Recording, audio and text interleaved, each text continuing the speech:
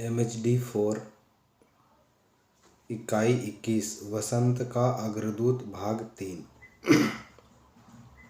वसंत का अग्रदूत की अंतर्वस्तु। वसंत का अग्रदूत में निराला को संपूर्णता में जानने की कोशिश की गई है। अज्ञेय निराला के अंतरंगों में नहीं हैं, लेकिन अनेक मुलाकातों में उन्होंने निराला को जिस रूप में देखा और समझा है, उन्हीं मुलाकातों की पगडंडियों के सहारे इस महाकवि की जिंदगी की गहराइयों में उतरने का उन्होंने प्रयास किया है। निराला को महान बनाने या क्षुद्र बताने का कोई आग्रह अज्ञेय में नहीं है। एक सामान्य मनुष्य अपनी सीमाओं, संभावनाओं एवं संघर्षों के साथ ही सार्थक रचनाकार होता है। इस धारणा का निर्वाह इस लेख में निरंतर मिलता है। निराला शराब पीते हैं, मांसभक्षी हैं, अक्कड़ता उनके स्वभाव में है, लेकिन इसके बावजूद उनमें मानवीय गुणों की प्रचुरता है। सभी कमजोरियों के साथ वे करुणावान हैं, संस्कारी हैं तथा सार्थक रचनाकार हैं। दरअसल किसी भी रचनाकार अथवा मनुष्य को मापने के ऊपरी पैमाने बहुत छोटे और पर्याप्त होते हैं। इन बाहरी पैमानों के आधार पर लिए गए निर्णय स्वयं में कितने विकलांग होते हैं, इसका आभास निराला के लिए की गई आलोचनाओं से स्पष्ट है। लेकिन निराला को अज्ञेय विशिष्ट मानते हैं। विडंबना एवं कारुण्य के द्वारा ही उन्हें समझा जा सकता है। वसंत का अग्रदूत की अंतर्वस्तु के 3 मुख्य बिंदु हैं। निराला का व्यक्तित्व, निराला के भावबोध के मुख्य आयाम, परवर्ती रचना पीढ़ी के प्रति निराला की दृष्टि। हम क्रमशः इन बिंदुओं पर विचार करेंगे। निराला का व्यक्तित्व। निराला के व्यक्तित्व की ढली हुई समरूपता का अभाव है, इसलिए वह प्रामाणिक भी है और मध्यवर्गीय धारणाओं की सुरक्षित पवित्रता को झटका भी देता है। अपने पहले साक्षात्कार के संबंध में अज्ञेय लिखते हैं, एक चौकी के निकट आमने सामने निराला और उग्र बैठे थे। दोनों के सामने चौकी पर अधभरे गिलास रखे थे और दोनों के हाथों में अधजले सिगरेट थे। एक दूसरा प्रसंग भी इस संदर्भ में उल्लेखनीय है। होमवती जी ने श्रद्धापूर्वक निराला जी को ठहरा तो लिया, लेकिन दोपहर का भोजन उन्हें करा लेने के बाद वह दौड़ी हुई मेरे यहाँ आई। भाई जी, शाम का क्या होगा? लोग तो कह रहे हैं कि निराला जी तो शाम को शराब के बिना भोजन नहीं करते और भोजन भी मांस के बिना नहीं करते। हमारे यहाँ तो यह सब नहीं चल सकता। यह निराला की मूर्ति भंजक छवि है। इन उद्धरणों से यह भी आभास होता है कि संस्मरणकार निराला को देवत्व मंडित मूर्ति के रूप में नहीं, बल्कि एक मनुष्य के रूप में पहचानना और जानना चाहता है। एक तरफ निराला का यह रूप है तो दूसरी तरफ महादेवी उनके दूसरे रूप को प्रस्तुत करती हैं। पथ के सारथी में निराला को याद करते हुए वह लिखती हैं, साहित्यकार संसद में सब सुविधाएं सुलभ होने पर भी उन्होंने स्वयं पाकी बनकर और एक बार भोजन करने का जो अनुष्ठान आरंभ किया था, उसकी तो मैं अभ्यस्त हो चुकी थी, पर अचानक एक दिन उन्होंने पाव भर गेरू मंगाने का आदेश दिया। उन्होंने अपना मंतव्य स्पष्ट किया, अब हम संन्यास लेंगे। एकादशी के सवेरे स्नान हवन आदि करके जब वे निकले तब वैदिक परिधान पहन चुके थे। अंगोछे के अभाव और वस्त्रों में रंग की अधिकता के कारण उनके मुंह, हाथ आदि ही नहीं, विशाल शरीर भी गैरिक हो गया था।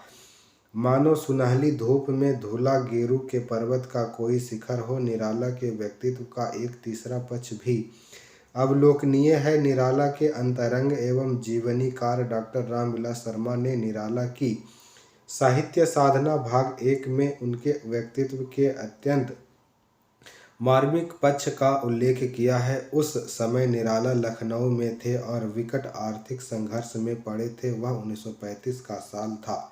जुलाई का महीना। एक दिन डाकिये ने आवाज़ दी, पंडित जी। वे खुद ही नीचे आ गए।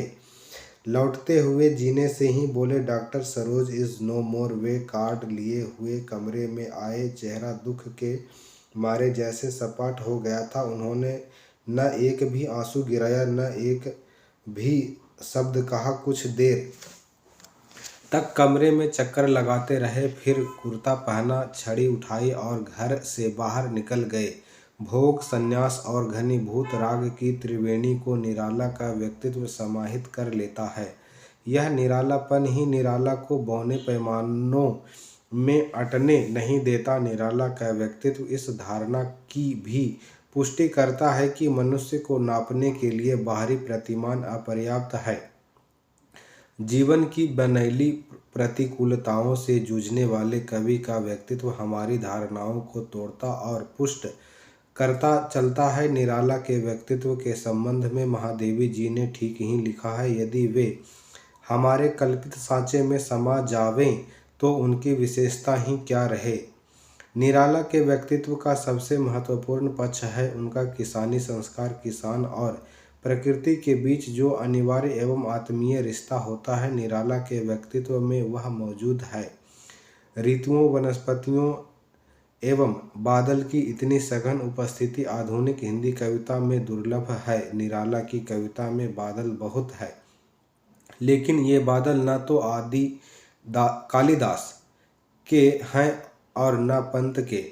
इन बादलों को निराला किसानी आंखों से देखते हैं और जीवन को रससिक्त करने वाले बादलों तक किसान की पुकार को कविता में प्रक्षेपित करते हैं। जीर्ण बाहु है शीर्ण शरीर, तुझे बुलाता कृषक अधीर, ऐ विप्लव के वीर। बादल निराला के यहाँ मात्र उपादान या उद्दीपन नहीं है, उसके साथ कवि का रिश्ता बहुत गहरा है। रेत में तब्दील होता हुआ जीवन है, क्योंकि स्नेह का निर्झर बह गया है। ग्रीष्म से दहकता हुआ आकाश प्रलय का दृश्य उपस्थित कर रहा है। धूल उड़ रही है और कुछ भी दिखाई नहीं देता। यह निदाध प्रकृति में भी है और जीवन में भी। इसलिए निराला बादल से अपने मन की सघनतम पीड़ा का साझा करते हैं। बादल रे जी तड़पे, अब अधियाली ही बढ़ती है। छाया पर छाया चढ़ती है प्राणों के घनश्याम गगन में, बूंद कभी न बरसे। निराला की प्रार्थनाओं में पानी, संगीत और हरियाली की पुकार है। भावना का आवेग और प्रार्थना की आर्द्रता निराला की कविता में गति और आत्मीयता की अद्भुत ऋतु का सृजन करती है। झरझर झरझर निर्झर गिरिसर में, घर मरु तरु मरमर सागर में, सरित तड़ित गति चकित पवन में, मन में विजन गहन कानन में, आनन आनन में, रब घोर कठोर राग अमर अंबर में, भर निज रोर। बादलों के साथ यह गहरा रिश्ता किसानी संस्कार के कारण है। इस रिश्ते के बल पर निराला ने भारतीय कविता के बादल बदल दिए हैं। अज्ञेय ने निराला के किसानी संस्कारों को उसकी मानसिकता एवं सौंदर्य प्रतिमानों के संदर्भ में उठाया है। कदकाठी किसानी सौंदर्य बोध का मूल आधार है। वसंत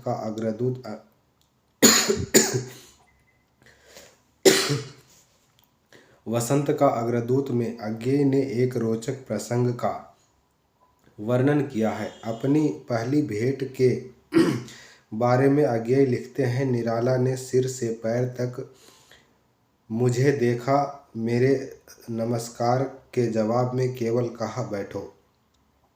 मैं बैठने ही जा रहा था कि एक बार फिर उन्होंने कहा, जरा सीधे खड़े हो जाओ। मुझे कुछ आश्चर्य तो हुआ, लेकिन मैं फिर सीधा खड़ा हो गया। निराला जी भी उठे और मेरे सामने आ खड़े हुए। एक बार उन्होंने सिर से पैर तक मुझे देखा, मानो मैला तौला, और फिर बोले, ठीक है। फिर बैठते हुए उन्होंने मुझे भी बैठने को कहा। मैं बैठ गया तो मानो स्वागत स्वर से उन्होंने कहा, डौल तो रामविलास जैसा ही है।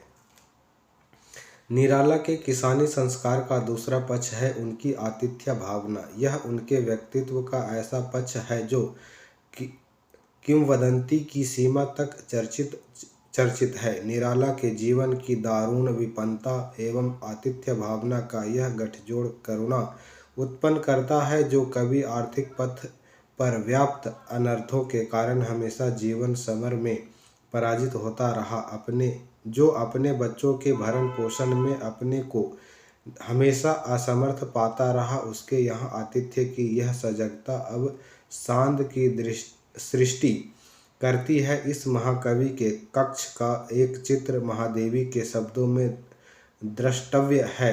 आले पर कपड़े की आधी जली बत्ती से भरा, पर तेल से खाली मिट्टी का दिया। रसोई घर में अधजली 2-3 लकड़ियां, औधी पौड़ी, बटलोई और खूंटी से लटकती हुई आटे की छोटी सी गठरी आदि मानो उपवास चिकित्सा के लाभों की व्याख्या कर रहे थे।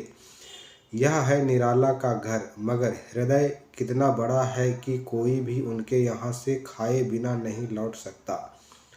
आत्म केंद्रित होती सभ्यता की इस अमानिशा में निराला केवल जलती मशाल से दिखाई देते हैं। अज्ञेय ने भी निराला की इस द्रवित करने वाली आतिथ्य भावना का उल्लेख किया है। शिव मंगल सिंह सुमन के साथ अज्ञेय जब निराला के घर पहुंचे तो निराला खाना बना रहे थे। आगे का वृतांत अज्ञेय के शब्दों में। इस बीच निराला एक बड़ी बाटी में कुछ ले आए और हम दोनों के बीच बाटी रखते हुए बोले, लो खाओ, मैं पानी लेकर आता हूँ, और फिर भीतर लौट गए। बाटी में कटहल की भुजिया थी। बाटी में ही सफाई से उसके 2 हिस्से कर दिए गए थे। निराला के लौटने तक हम दोनों रुके रहे। यह क्लेश हम दोनों के मन में था कि निराला जी अपने लिए जो भोजन बना रहे थे वह सारा का सारा उन्होंने हमारे सामने परोस दिया और अब दिन भर भूखे रहेंगे। लेकिन मैं यह भी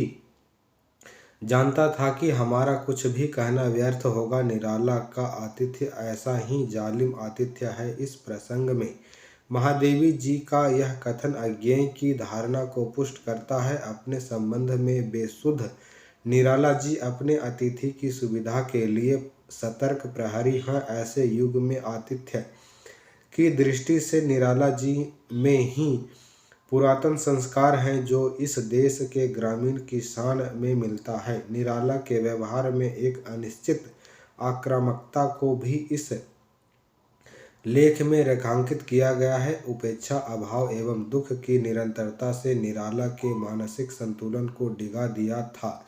अपने लंबे साहित्यिक जीवन में निराला ने अंग्रेजी के वर्चस्व को देखा था। वे जानते थे कि अंग्रेजी एक भाषा नहीं है, वर्ग है। जब मानसिक विक्षिप्तता का दबाव बढ़ने लगा तो उन्होंने सिद्ध करना चाहा कि वे भाषा के स्तर पर अभिजात्य वर्ग से किसी भी मायने में कम नहीं है। अंग्रेजी का कोई शब्द सुनते ही वे धारा प्रवाह अंग्रेजी बोलने लगते थे। इस स्थिति का जिक्र अज्ञेय ने इस संस्मरण में किया है। निराला ने एकाएक कहा, निराला? कौन निराला? निराला तो मर गया।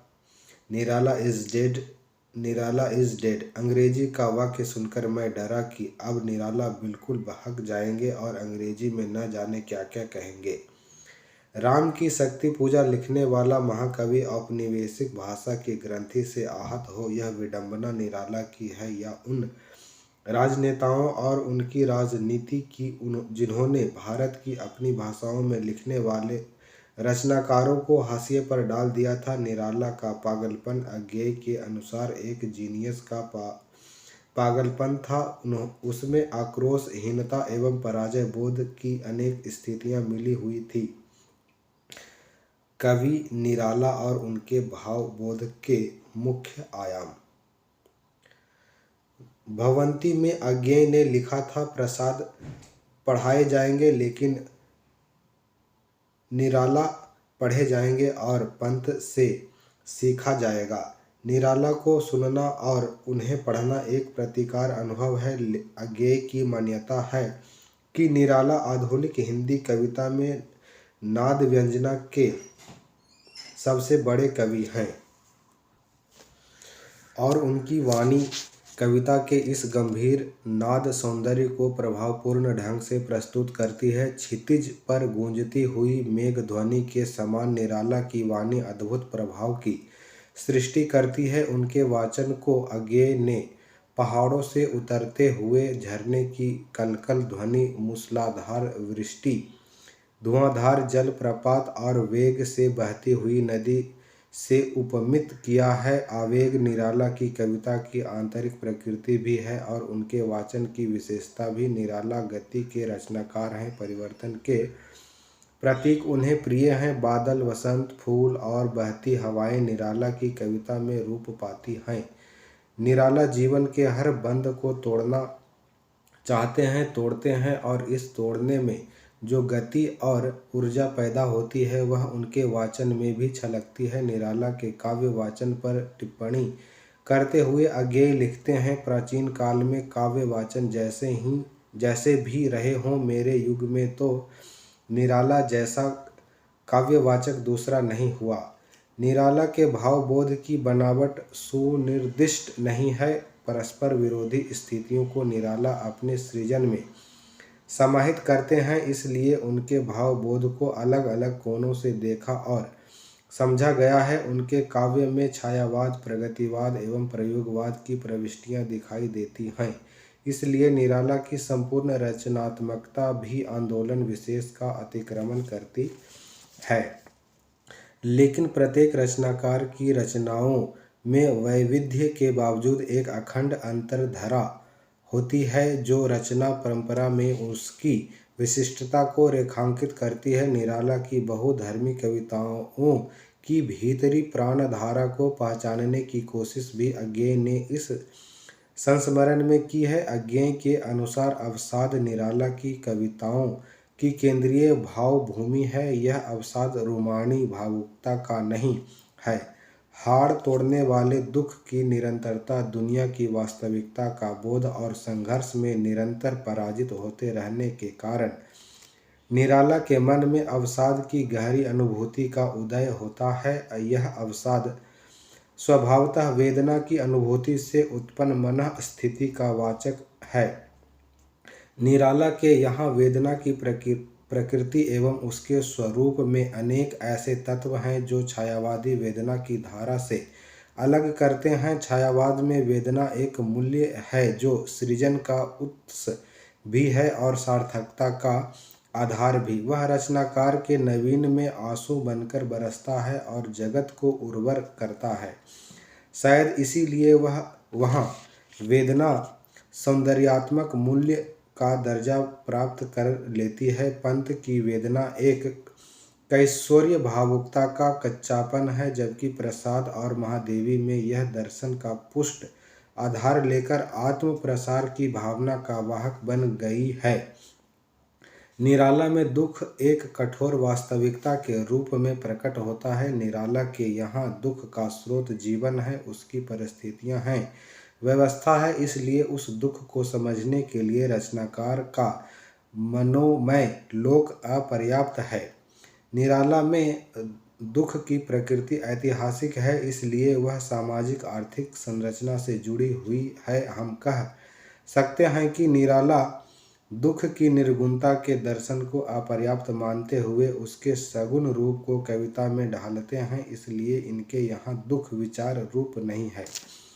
एक सच्चाई है, वह सौंदर्य नहीं विडंबना है। अपनी सर्वाधिक मार्मिक कविता सरोज स्मृति में निराला दुख को अपने जीवन का सारांश मानते हुए लिखते हैं, दुख ही जीवन की कथा रही, क्या कहूँ आज जो नहीं कही। दुख जीवन की कथा है, भावना का सूक्ष्म अथवा अदृश्य एहसास नहीं है। जीवन है तो संघर्ष है, लेकिन यह विशिष्ट संघर्ष है। व्यवस्था के हथियारबंद चक्रव्यूह में एक निहत्थे और ईमानदार मनुष्य का संघर्ष। निराला इस संघर्ष की प्रकृति का संकेत सरोज स्मृति में देते हैं। मैं खड़ा देखता रहा अपल, वह सरछेप, वह रण कौशल, प्रतिमानवीय शक्तियों की दुर्दांत क्रूरता में कवि की यह विडंबित सहनशीलता अथवा बेचारगी एक कारुणिक प्रभाव पैदा करती है। इसलिए निराला का दुख रचनात्मक आस्वाद उत्पन्न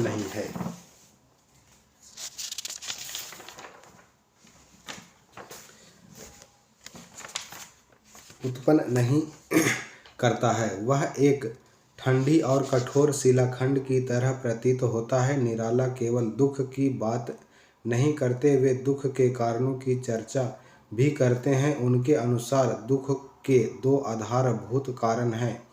पहला है निरर्थकता का बोध। धन्य मैं पिता निरर्थक था। यह निरर्थकता दायित्व निर्वहन की अक्षमता के कारण उत्पन्न होती है। अपने दायित्वों को पूरा न कर पाने का कारण हमेशा व्यक्ति नहीं होता, कई बार परिस्थितियां भी उत्तरदायी होती है।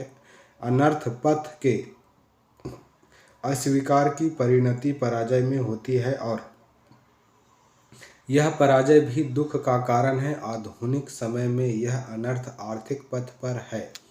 संपन्नता मूल्यहीनता की सूचक है और निराला के यहाँ जीने के लिए मूल्य के अतिरिक्त कोई विकल्प नहीं है। इसलिए दुख नियति है, उससे मुक्ति संभव नहीं। शायद इसी कारण निराला इस दुख को अत्यंतिक सच मानते हैं। बार बार हार हार मैं गया, खोजा जो हार छार में नया। उड़ी धूल तन सारा भर गया, नहीं फूल जीवन अविकच है, यही सच है। इस अवसाद अथवा दुख का एक महत्वपूर्ण कारण शाश्वत विश्वासों की टूटन है। आस्था के केंद्र के टूटने से भरोसे वाली शक्ति का प्रति मानवीय खेमे में शामिल हो जाने से भी निराला आहत होते हैं। अन्याय जिधर है उधर शक्ति, कहते छल छल हो गए नयन, कुछ बूंद पुनः छलके दृग जल। अगर निराला के जीवन को देखें तो पाएंगे कि वे निरंतर दुख, मुसीबतों और प्रतिकूलताओं का आघात झेलते रहे हैं। भाग्य दैव ही नहीं बल्कि यह जगत भी उनके खिलाफ रहा है। दैवीय विधान और शक्तिशाली लेकिन रावणी व्यवस्था के दोहरे दबाव में निराला टूटते चले जाते हैं और अपनी इस त्रासद कहानी को बहुत मार्मिक ढंग से इन पंक्तियों में व्यक्त करते हैं। मुसीबत में कटे हैं दिन, मुसीबत में कटी रातें, लगी हैं चांद सूरज से निरंतर राहु की घातें। दुख की इस निरंतरता ने जीवन के रस को सुखा दिया है। छायावाद के अन्य कवियों ने दुख को रसमय बना दिया है, जबकि निराला के यहाँ दुख जीवन की नदी को मरु में रूपांतरित कर देता है। स्नेह निर्झर बह गया है, रेत क्यों तन रह गया है। निराला के दुख की प्रकृति को व्याख्यायित करते हुए मलयज लिखते हैं कि निराला की कविता दुख को लेकर उड़ने या उसमें खोने के लिए नहीं, बल्कि दुख को याद करने, उससे भीतर ही भीतर मर्माहत होने और बीच बीच में बाहर कभी व्यंग विद्रूप में तो कभी आत्मधिक्कार में चीख पड़ने के लिए है। यह चीख छायावादी दुख की स्वनिर्भर दुनिया से बाहर आने की चीख है। इस दुख की परिणति अकेलेपन में हुई है। निराला के काव्य में दुख और अकेलेपन की चर्चा परस्परता में हुई है, लेकिन यह निश्चित है कि निराला का अकेलापन अस्तित्ववादी नहीं है। निरंतर घनीभूत और उदास चेतना के भीतर से अकेलेपन का यह बोध जगा है। उम्र की ढलान से उतरते हुए निराला पाते हैं कि मेला बहुत पीछे छूट गया। नदी की धार अभी भी उतनी ही तेज है, लेकिन अब कोई नाव नहीं है, कोई माध्यम नहीं है। इस अकेलेपन का एक दूसरा महत्वपूर्ण कारण साथ जीने वाले साथियों के चरित्र और उनकी राहों में परिवर्तन का आ जाना भी है। शायद निराला हम सफ़रों की वास्तविकता को पहचान लेते हैं और इस तरह गलत न जीने की अपनी प्रतिबद्धता के कारण जमाने के जुलूस से सबसे पीछे और अकेले बच जाते हैं। अपनी एक प्रार्थना में निराला इस अकेलेपन की हृदय भेदी स्थिति का बयान करते हैं। हार गया जीवन रण छोड़ गए साथी जन, एकांकी नए क्षण, कंटक पथ विगत पाथ। यह अकेलापन आत्मा का नहीं है, एक सामाजिक मनुष्य का है। यह अकेलापन दुख को अधिक मर्मांतक बनाता है। यह अकेलापन अंधकार को और अधिक घना बना देता है और यह राह को अधिक कठिन।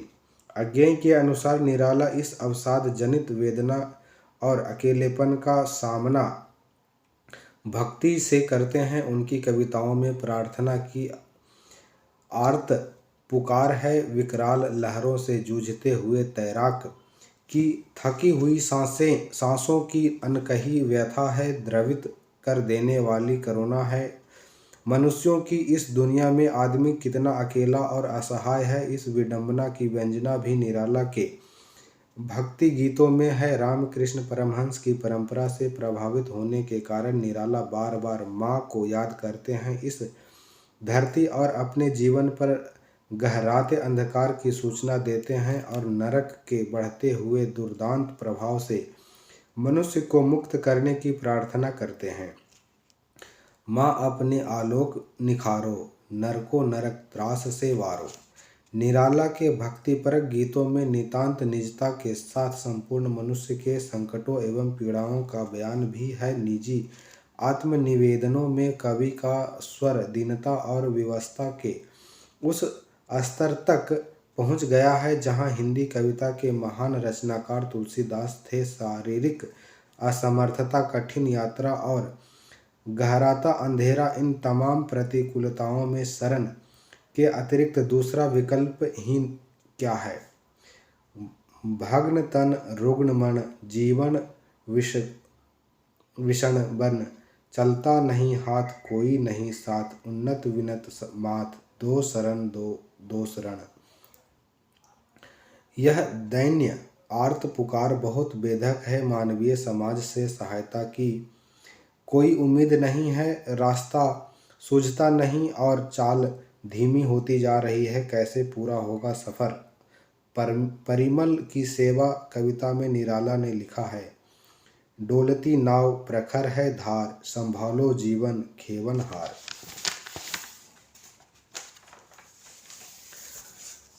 गीत गूंज तक पहुँचते पहुँचते यह संकट और अधिक घना हो गया है। जीवन पतझड़ के उपवन में बदल गया है।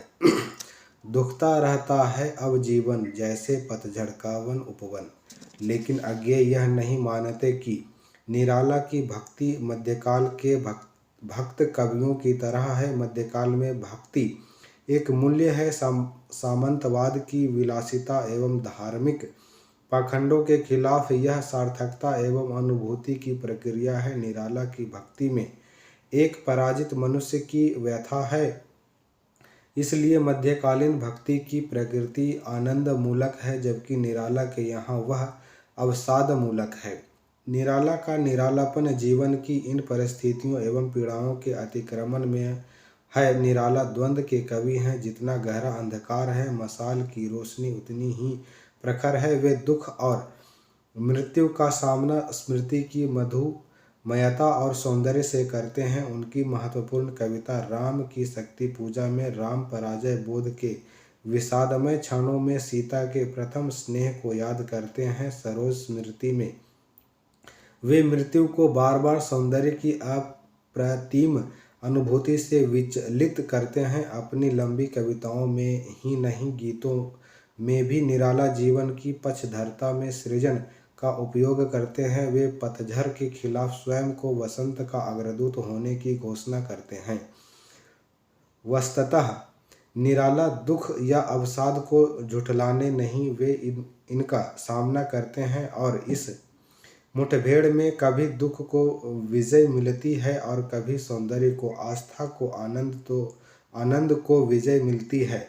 निराला के गीतों में वसंत और वर्षा की अधिकता का कारण सौंदर्य और सृजन की अपराजय आकांक्षा है। इसलिए निराला की आंखें दुख के साथ जीवन का दूसरा चेहरा भी देख पाती है। सखी वसंत आया, भरा हर्ष वन के मन, नवोत्कर्ष छाया। यहाँ ध्यान रखने की बात है कि यह वसंत फूलों की ऋतु है और निराला फूल को संघर्ष की परिणति मानते हैं। इसलिए इस वसंत का इन फूलों का एक छोर पतझड़ की वास्तविकता से भी बंधा हुआ है। बादल निराला को बहुत प्रिय हैं। वे बादलों को अपनी आँखों का सपना कहते हैं। बादल छाए ये मेरे अपने सपने, आँखों से निकले मंडलाए। और निराला का यह सपना है कि यह धरती, यह जीवन, यह जीव रसमय हो जाए। वे बादल से आग्रह भी करते हैं, अरे वर्ष के हर्ष बरस तू बरस बरस रसधार। सामान्य राम की शक्ति पूजा एवं सरोज की स्मृति को निराला की प्रतिनिधि रचनाओं के रूप में देखा जाता है। प्रस्तुत लेख में अज्ञेय ने तुलसीदास को निराला की अद्वितीय रचनात्मक उपलब्धि माना है। अज्ञेय तुलसीदास को इसलिए सर्वाधिक महत्व देते हैं क्योंकि उसमें सांस्कृतिक चेतना सृजनात्मक रूप में अवतरित हुई है। अज्ञेय काव्य को एक सांस्कृतिक प्रक्रिया मानते हैं। इस रूप में कविता की किसी देश की ऐतिहासिक अस्मिता के साथ साथ अनागत की स्वप्न गाथा भी होती है। स्मृति और स्वप्न के किनारों के बीच प्रवाहित जीवन ही कविता का मूल विषय है और निराला की तुलसीदास इस विषय की साथ न्याय करती है। जागरण और सृजन की अपूर्व ऊर्जा से आवेशित यह कविता समूची हिंदी रचनाशीलता की कालजयी उपलब्धि है। नई पीढ़ी के प्रति निराला के मन में स्नेह का भाव है। वे नई पीढ़ी की रचनात्मक चुनौतियों को समझते हैं। नई कविता बोलचाल की भाषा के स्वर पर बल देती है, जबकि छायावाद में संगीत के स्वर पर बल था। इस बारीक अंतर का बोध निराला को है। निराला नई पीढ़ी को कितनी गहराई और सजगता से पढ़ते हैं, इसका आभास उनके निम्नांकित कथन से होता है। तुम जो लिखते हो वह मैंने पढ़ा है, तुम क्या करना चाहते हो वह हम समझते हैं। स्वर की बात तो हम भी सोचते हैं, लेकिन असल में हमारे सामने संगीत का स्वर रहता है और तुम्हारे सामने बोलचाल की भाषा का स्वर रहता है। अपनी इसी उदारता के कारण निराला प्रयोगशील रह सके और परवर्ती रचना पीढ़ियों के प्रतिमान भी बन पाए। Thank you. अभी वसंत का अग्रदूत का भाग 4 अगले वीडियो में करेंगे।